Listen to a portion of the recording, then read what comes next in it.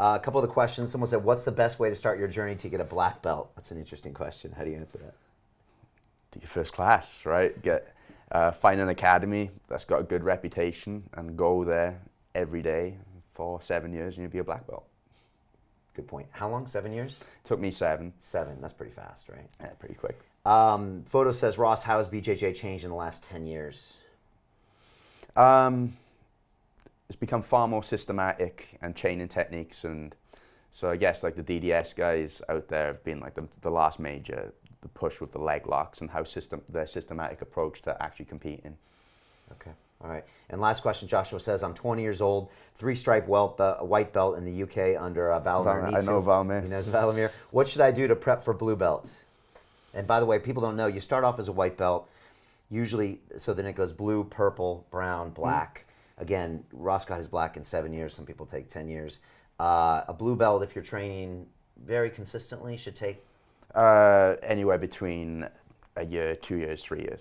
Okay. So what advice do you give to him? Competing helped me. You don't have to compete if you don't want to, but it did highlight errors and weaknesses in my game. A lot of instructors will tell you that. And just embrace the grind, shut your eyes and think how good you'll be in a year if you consistently hit 5 sessions. 5 sessions a week. That's always what I did. How good will I be in a year if I keep this up? Now I get there, how good will I be in another year? And then you're 12 years in. Yeah. And you're all right. And they're inviting you to a horrible division at the ADCCs. And I'm like, what do I do now? Yeah, which I want to get to that next. One thing I was super fortunate with is that I never trained with belts, and so I was never thinking about belts. I just wanted to come in and get better every day. And so then when a belt came my way, I was always surprised. I remember when I got my purple belt, I was like, what's this? And then I felt like I better get better to prove myself that I can really be worthy of the belt. And so that's what that always did. But I was never belt focused, because that can get kind of crazy if you're just focused on the belt. You should enjoy your training, push yourself, learn, and then hopefully the belts come, right? Yeah, so the belt you will be for the longest period of your life will be a black belt. So yeah, I've been a black belt for nearly 5 years, and all the other belts was 7. So I've nearly overtaken all the other belts combined. So yeah, that fades away once you get to certainly the higher levels. You know, all a stripe means on my black belt now is that I'm getting old. So, yeah. Yeah, I think Steve had 6 stripes on his black belt yesterday. All right, great stuff. Look, we're looking for some more questions. If you're training Brazilian Jiu-Jitsu, ask your questions for Ross. Actually, if you want to get into any martial art, tell us what your martial art is and what it taught you. Now I want to talk about something that's serious that's happening next month, because Ross is going into the biggest competition of your life. Yeah. Right? And that is something called Abu Dhabi. Now, if you've never heard of Abu Dhabi, you're like, why is Abu Dhabi in California? Because it's a city in the United Arab Emirates. Mm-hmm. So what is going on with this competition, and why is it considered in no-gi? It's the most important competition in the world, right? Yeah, so it happens every 2 years. They run qualifiers for it across the world. So I think they have 8 qualifying spots and 8 invite spots. And yeah, there's 16 in my division. I think there's only like 96 fighters in the whole tournament. And it's widely considered to be the Olympics of Grappling. Like, this is the pinnacle of our sport.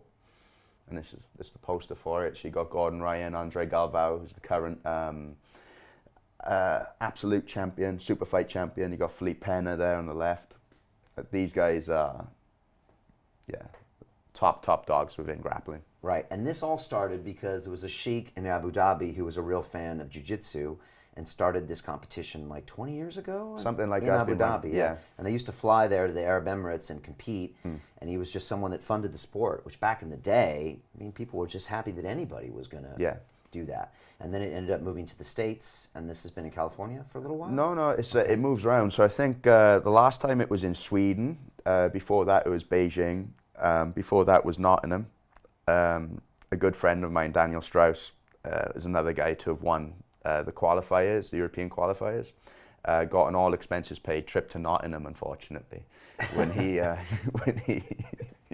when he qualified.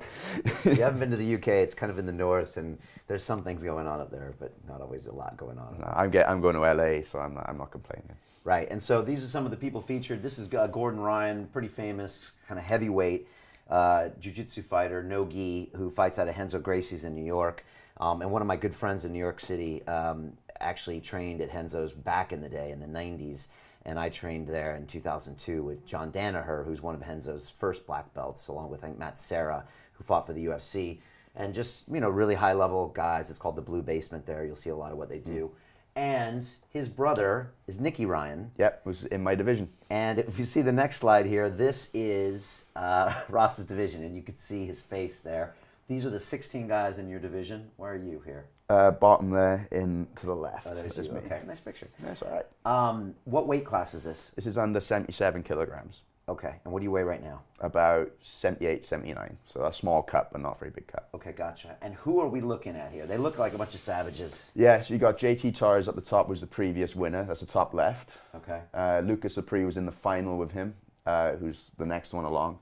Wagner Rocha, he came third last time out, so there's your podium up there at the top. Okay, there, all right. It's the Brazilian qualifier. I can't quite remember his name. Okay. Very high-level guy.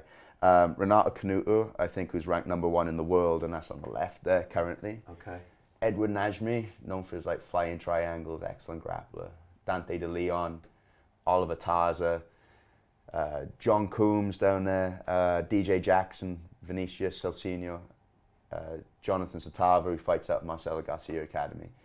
And then that's Nicky Ryan there, who looks like he should be one of the easier ones. But yeah, he's a savage. How old is he? I think he's 17, 18 years old. Right, but he looks like he's 13. Yeah. But he fights big guys and... Yeah, so he's just moved up a division. So he was fighting under 66, and obviously he's 16, 17. He's growing, so that would come up a division. There's me. Matthias Gamrot is a very good Polish grappler, excellent wrestler, high-level MMA fighter. And then you've got Los Angeles here out of Australia. You've done your homework. It's like the Rocky movie. Are these guys on your mirror at home? Are you looking at them all the time? No, I'm just pleased to be there. It's going to be a hell of an experience, but even beating. So I don't think a British guy's ever won a match in the ADCCs. Really? In the finals, yeah. Wow. Okay. So this will happen over 2 days. Mm-hmm. What is actually the breakdown? How many fights are there? Is it a single elimination? If it all goes well, I'll have 4 matches. That's really well. Okay. Over 2 days? Over 2 days, yeah. And is it single elimination? Single elimination. You lose 1 fight, you're out. How long are the fights? They are 10 minutes long. The first 5 minutes, there's no points. That's to try and encourage submission attempts. And then the next 5, they start scoring points through positional dominance. Okay. How many submissions will be there?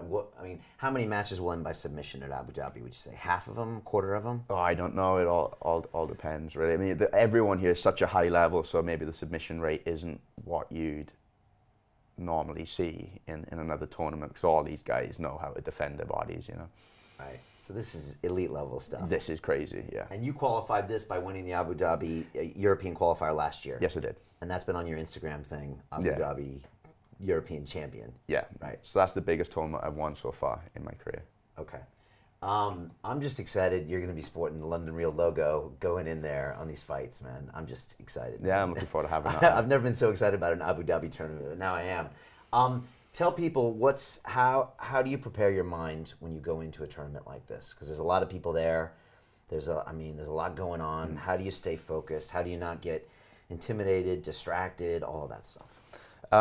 So I try not to focus on the fighters that I'm going up against. You can kind of get overawed a little bit by that. These guys have accomplished far more than me in grappling, most of them. I try focusing entirely on my systems, my techniques, and try to ignore who I'm fighting. Sometimes that can be a little bit difficult when you're fighting guys to this sort of level. But yeah, systemizing my game and focusing entirely on my systems has really helped dealing with my nervous energy before a tournament. I think that's a really good metaphor for life. I think a lot of times people focus on a person, that they want to beat, or a colleague or a competitor. But if you focus on yourself and your own systems, that you're convinced if you execute properly, you'll win. It's a great way of not getting emotional, not getting someone to mess with your game, right? Will there be intimidation? Oh, Wagner's probably the one best known for intimidation, the guy with the beard there. That guy? Yeah. What does he do? Hold you by the throat, a little bit of palm strikes to the face before he really like toes the line on the rules. You know, Because striking isn't allowed, but a lot of times you'll see guys whack each other. We've actually had a match together. It was a really close match. I lost by split decision, unfortunately, but he was doing all that stuff. It was a bit of banter during the fight itself. It was good fun. Right. So the mistake is getting emotional and angry with that, because that'll take you off your game. Yeah, I think it was bothered him that I was kind of laughing to his antics a little bit. Right. Okay. And like, you know, Nicky's brother Gordon Ryan is notoriously really talks a lot of big game before he goes into matches. He's like, look, why are you bothering? He shows up in a king outfit with a crown and like a robe, and he's already like, why don't you guys just write me the check? I don't even know why you're showing up. Like, he just talks a lot of shit. Yeah. That's kind of the way he gets inside people's heads, right? Yeah. Not me at all. Wouldn't do that. But yeah, Gordon Ryan is pretty good at that stuff. Right. I'm glad he's a few divisions above me. Okay. Dude, this is exciting stuff, man. You know, so just, you know, wishing you all the best on this tournament. Really appreciate it. Send you lots of good vibes. So any questions for Ross, hit us up now. I see there's a few here. Anything about training, about conditioning, about how you can get into jiu-jitsu or anything like that. Captain was saying here, are you feeling anxious about your competition? Well, are you feeling anxious? How do you feel right now? I feel fine now. It's not the first. So I've competed for 12 years. Currently, I'm massively focused on getting my prep good. So yeah, I'm lifting weights quite a bit now. I didn't normally lift weights, so I've added that into my training after qualifying for this tournament. Yeah, let's talk about that, because like a year ago, you weren't really lifting weights. You were just doing jiu-jitsu. Yeah. And now I've seen you, you know, posting, you've made changes in your diet, you've gained weight, so you're harder to roll with. Talk about that and how it's changed your game and what you want to do and not do. Yeah. So I never really took myself overly seriously. Then I accidentally won the trials at about 3 to 4 kilograms under the top weight. So I thought then this is going to be a crazy division. So I took my training a little bit more seriously, adjusted my diet. I found out that I was substantially under the number of calories I should be taking in a day. So fixed that. Got a personal trainer at Gym Box, Roman, and he's helped me so much. He's a really excellent personal trainer. Picked up a sponsorship from Science and Sport. They deal with my nutrition and my supplements. And the best way to describe what that's done for my grappling is that every round has become easier. Wow. Submission rates are going up, and yeah, I should have done it a long time ago, but I was stubborn. So you said now you kind of have the strength, so you can dial it up when you need to, and you can increase the pace on people, right? Yeah, so I used to just kind of jog in my rounds and weren't too fussed in really dominating. Now I sprint hard in every round that I do. Which just is to your advantage. Yeah. Because people will make mistakes. They can't handle all the different attacks. Yeah. So my pace going from down there, I've upped that kind of level pace from there to there. So people are finding it hard to keep up with me there. Okay. How do you think you're going to do here? Winning one match would be the most the British grappler's ever done at this tournament. British grapplers never won a match at this. I don't think so. Wow. No, I may be wrong, but I don't know of one. I'm going to go in there thinking I can submit a number of these guys, but you know they can submit me as well. I'm going in there with absolutely no pressure to perform, or just being there is a huge victory for me. I think that is kind of, I'm coming in under the radar, I'm relaxed, and I'm just going to see what happens. That can be dangerous, right, in itself, because you come in with no expectations, no pressure. That was kind of essentially what happened in the trials. The division was 60 guys, all the best grapplers from around Europe, and you can't really expect yourself to win amongst a division that big.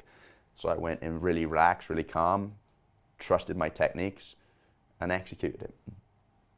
So if you do the same here, who knows what? You never know, right? I mean, you have all the skills, the capacity, the physicality to win on the day. I don't know. I think that's we'll have to see. If yeah, I'm not putting too much pressure on myself with expecting very much from it. I'm gonna go over there, enjoy the experience, but I'd say I'm a live underdog. I believe I can do well against these guys. Okay. Nice. And do people know about you? Maybe not so much in the US. I've been competing in the UK and Europe for a while now, so. Okay.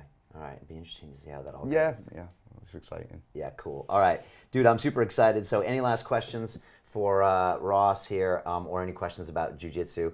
But look, I'm super excited. I mean, jiu-jitsu really changed my life, and I've known you for 2 years, and you're just, I mean, Ross, you have a super solid character. Like you really represent, I think, everything we stand for here. You're like a solid dude. You're really focused, and like you got a system and you got the mentality. So I'm just super excited to have you as part of the London Real family and to be representing us. And yeah, just can't wait to kind of feature you to the world, to support you on this tournament and everything else you do. And yeah, welcome to the family. I really appreciate it. Thank you. Cool, man. Good. And if you want to follow Ross, we'll put all of his details below.